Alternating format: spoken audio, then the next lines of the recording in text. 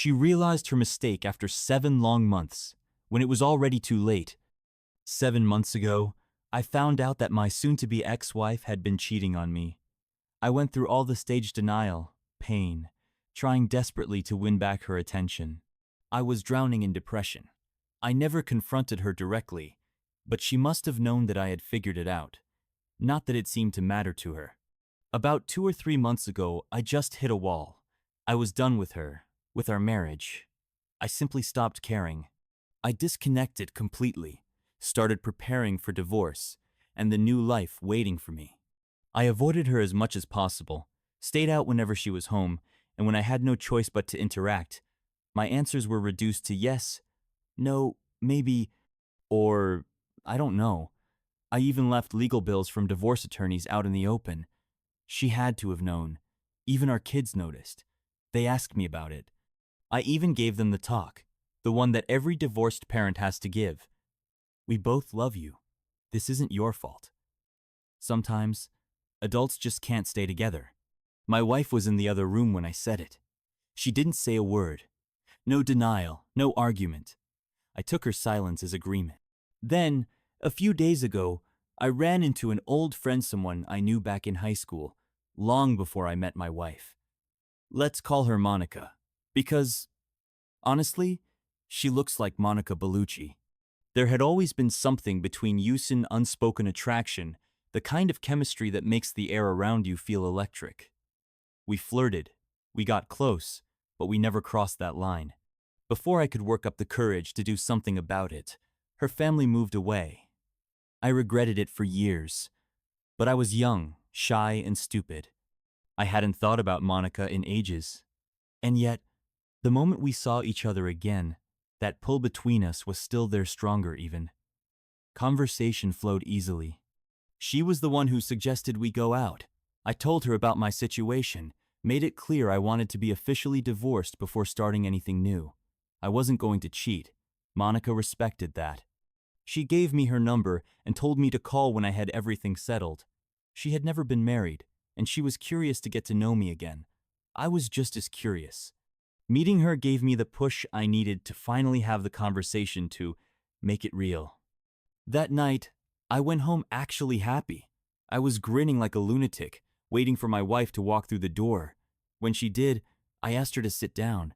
I told her I had known about her affair for a long time, that I assumed she realized I knew, especially since I had checked out of our marriage for the past 3 months. And since it didn't seem to bother her, I wanted to move on. I wanted to start dating again. And considering everything, it was time for us to divorce. Her reaction? Not what I expected. She broke down. And not just crying, no, this was something else.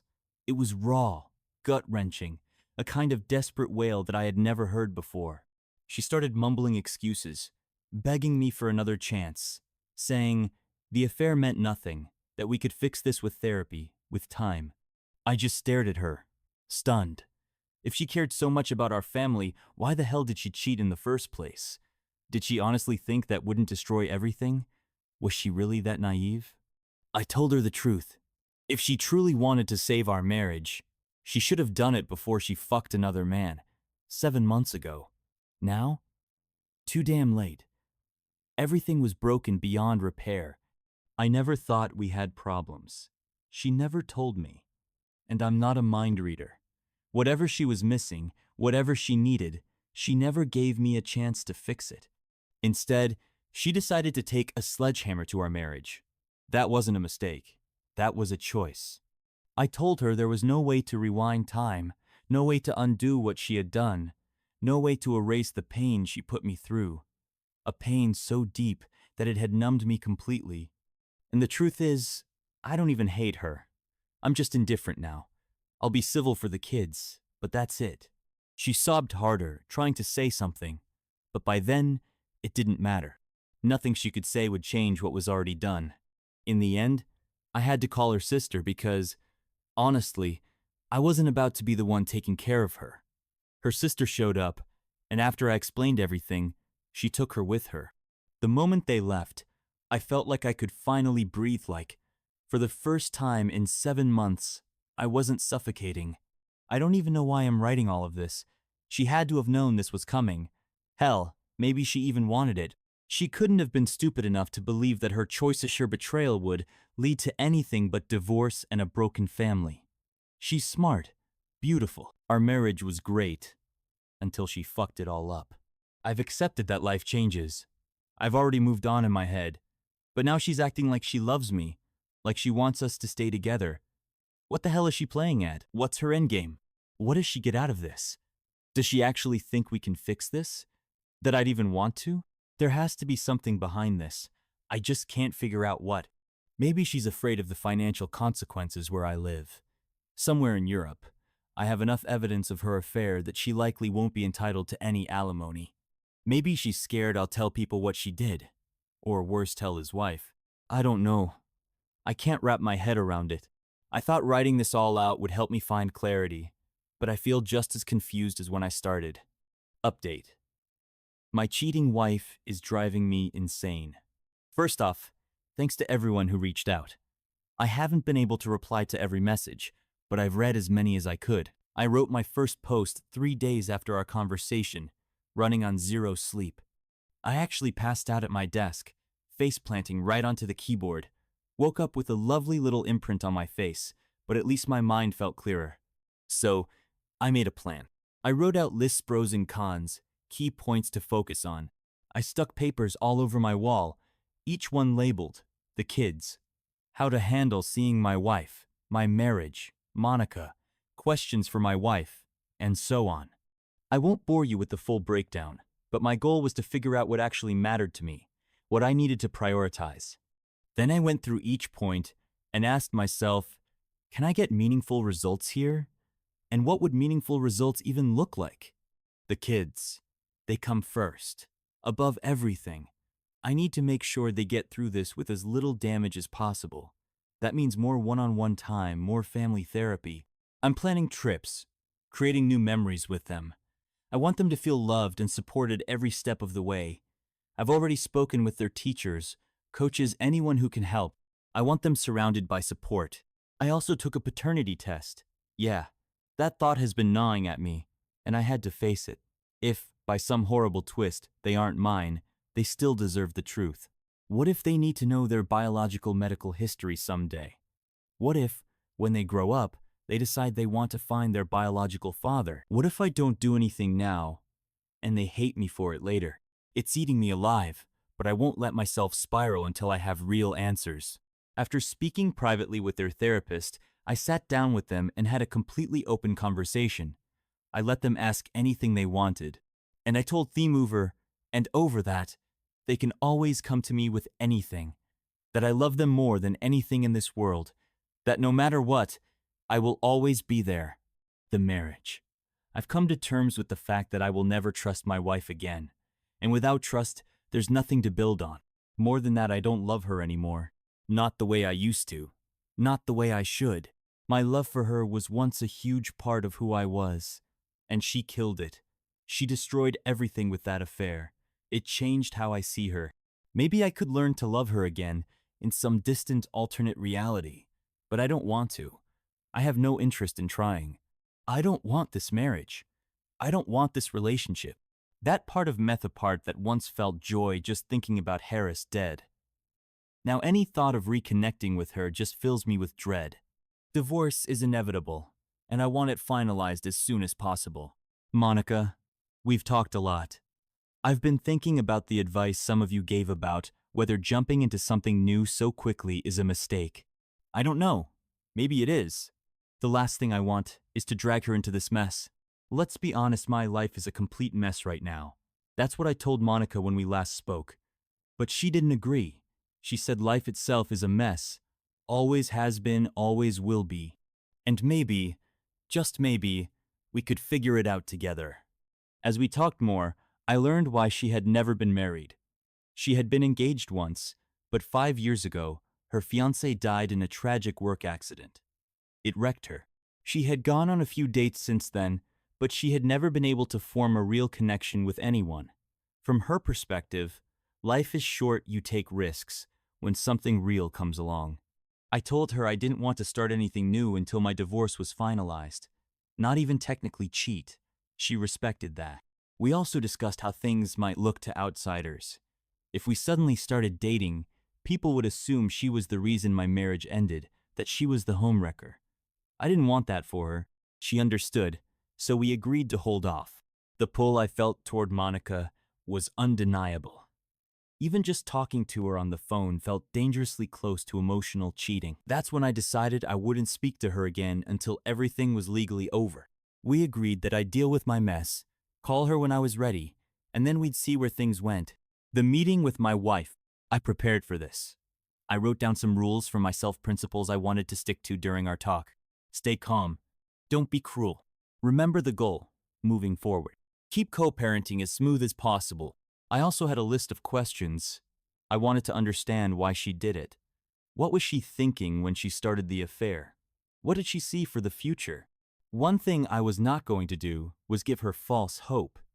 I wouldn't dangle the possibility of reconciliation for some legal advantage. I decided to be as fair as possible, split everything 50/50ths, co-parent equally. No matter how much she hurt me, I refused to sink to her level. I wanted to handle this in a way I could look back on in 10, 20 years and not feel ashamed. I still hated her for what she did, for what she put all of us through, but I couldn't carry that hate forever. Eventually, I'd have to let it go for my own sake. Before she cheated, I thought our marriage was good. We had sex almost every day. We spent real quality time together. We barely argued. We made sacrifices for each other. I was open with her, and I believed she was open with me. But her actions showed otherwise. Saturday. The talk. Her sister had warned me that she wasn't doing well. She wasn't exaggerating. When I arrived, my wife looked like a wreck, red eyes, swollen face, hair, a tangled mess. She was noticeably thinner, as if she had shrunk into herself. I doubted she had eaten or slept all week. We all sat down, and she immediately started crying again. And me? I felt nothing. Not in the way a loving husband would. I felt sympathy, yes, but the same way you'd feel for a stranger suffering on the street. I registered her pain, but it didn't reach me. It was like watching an actor give a performance in a movie that hit you, but didn't change your life. That realization made something very clear. I don't love her anymore. She tried to speak a few times but kept breaking down. I just sat there, waiting for her to pull herself together. When she finally managed to talk, it all came spilling out like a wound being torn open. She apologized over and over practically between every breath. Surprisingly, she didn't try to shift blame or make excuses. She owned up to it. Her sister cried too, occasionally snapping at her, clearly frustrated. Apparently, her sister had warned her that this would happen. And that's when I found out something I never knew. Her sister had lost her own fiancé to infidelity a year ago. That loss had sent my wife into a spiral. It made her rethink everything about love and loyalty. And in the end, she convinced herself that she had to know what it was like, that she had to act on her feelings. Apparently, she fell for the guy. She got caught up in the thrill. And when the moment came, she just didn't stop herself. She never truly believed I would find out, never thought anyone would get hurt. It was a purely selfish decision. According to her, she had been perfectly happy in our marriage, but she convinced herself she deserved that excitement, that flirtation. And somehow, she imagined that if I ever found out and saw how happy it had made her in the moment, I would actually support her choice. She told herself the affair would run its course, and then we'd all go back to being a happy family. She had no idea I had figured everything out. And only when I started pulling away when I detached did she finally cut ties with her lover. That was about a month and a half ago. The high from the affair had faded, reality had set in, and she thought we could just pick up the pieces and build something even stronger than before. But when she looked into my eyes during that conversation, she knew. It was over. Reality hit her like a ton of bricks. I tried asking her questions. Why? What was going through her head? How could she do this to us, to our children?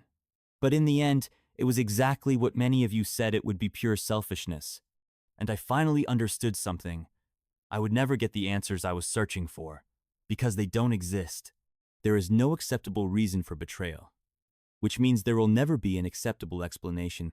Still, in a strange way, I got some closure. I was able to really tell her just how deeply she had hurt me, how much damage she had done. I made sure she acknowledged that she was responsible for the destruction of our marriage, that she was the reason our children would now grow up in a broken home. It gave me a weird sense of peace.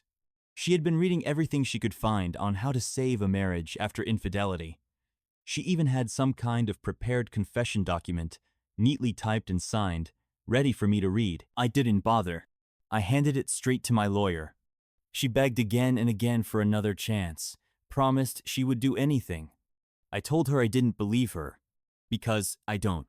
I don't believe a single word that comes out of her mouth anymore. She asked what she could do to fix this. I told her she's the one who broke it. If she doesn't even know how to fix it, how the hell does she expect me to come up with a solution? Then I turned the question on her. If our roles were reversed, would she be able to forgive me? After a long, painful silence, she admitted that no, she probably wouldn't. I told her I had already taken an STD test and was planning to get a DNA test for the kids. When she heard that, she broke. She sobbed for 20 minutes straight, swearing up and down that she had only cheated this one time, that nothing like this had ever happened before. But even she had to admit, I have no reason to believe her. And if she were in my place, she'd do the exact same thing. I asked if her lover's wife knew about the affair. She hesitated, then admitted no. But she agreed that the woman deserved to know. So I asked, who should tell her, you or me? Then she asked me a question of her own. If I tell his wife, would you consider reconciliation? Would you at least try couples therapy? I looked her dead in the eyes and said, number. But I told her that owning up to the truth would at least restore a little of my respect for her. So she promised. She promised to tell the truth to her lover's wife, to the company's HR department, to everyone. I told her I didn't really believe her. She swore she would never be with another man again, that she would never stop trying to win me back, even if it took her the rest of her life. I didn't believe that either. At this point, everything had just become a cycle repeating the same meaningless words over and over. Then she suggested something insane. A one-sided open marriage. Full access to all her messages, 24/7 availability to me. I told her I had spoken to Monica, that I was waiting because I didn't want to cheat, not even technically. And more importantly, I didn't want to be in a fake open relationship, one where I'd have to monitor my wife like a warden, constantly checking, constantly second-guessing. That's not a relationship. That's a prison. I told her I'm not interested in sex without emotional connection. If all I wanted was physical release, I could handle that myself. By that point, we were all exhausted. The conversation had dragged on for more than 5 hours, and for most of it my wife had been in tears, bouncing between quiet sobbing and full-on breakdowns. There was nowhere left to go. Everything had been said. I looked her straight in the face and told her, the love I once had for you is dead. I don't even recognize the person you've become. Our family, you destroyed it, and I will see this divorce through to the end. I told her she could not undo what she had done. The only way to have prevented this outcome was to never have started the affair in the first place, 7 months ago. I don't want our marriage back. I don't want her back. And I don't want any more pain. I told her we should stop speaking for a while. We both needed distance. Perspective. Then I told her I had already filed the divorce papers, that my decision was final. The only thing I was willing to discuss with her going forward was co-parenting, nothing else. If she wanted to do family therapy to help us navigate that, I was open to it. But beyond that, I didn't even want to see her. Saying those words hurt, but not as much as what she had done to me. She sobbed, repeating the same broken phrases over and over. Number, no, no, please, please, no, please, no. When I stood up to leave, something happened. A sudden, violent nosebleed. Blood gushed from her face, as if her body itself couldn't handle the weight of what was happening. And for the first time that night, I actually felt something for her again. But it wasn't love. It was just pity. She reached for me, but before she could say anything, she collapsed. I caught her just before she hit the floor. I drove her to the hospital with her sister, staying until the doctors assured me she would be fine. Only then did I leave. Yesterday evening and today, My wife finally told everyone what she had done, and this morning her lover's wife called me. She wanted to confirm that my wife had told her the truth. I sent her some of the evidence. Just now, I found out she kicked her husband out. She wants to meet, says she needs to see the rest of the proof. She had suspected something for a long time, but never had solid evidence. I suggested we meet for dinner tomorrow. She wanted to talk over the phone, but honestly, I don't think I can handle that right now. And to be completely honest, I feel like shit. I haven't been able to sleep. My resolve, the certainty I had, is cracking. I know I need to stay strong, but this is unbelievably hard. Why the hell do I feel guilty? Why do I feel like it's my responsibility to try and fix this? I know the truth. We can lie to ourselves for a while, but in the long run, it won't change anything. Some of her friends and relatives have started calling, cursing me out, insisting that I should give her another chance. And yet, the only thought running through my head is, why drag out the pain? Wouldn't it be better to end this now, so we can both start healing, so we can both start over? That's it. No revenge. No cathartic, triumphant moment. No peace either. No happy ending. Just more pain. My mind is trapped in a dark basement. And to be honest, I don't know what to do anymore.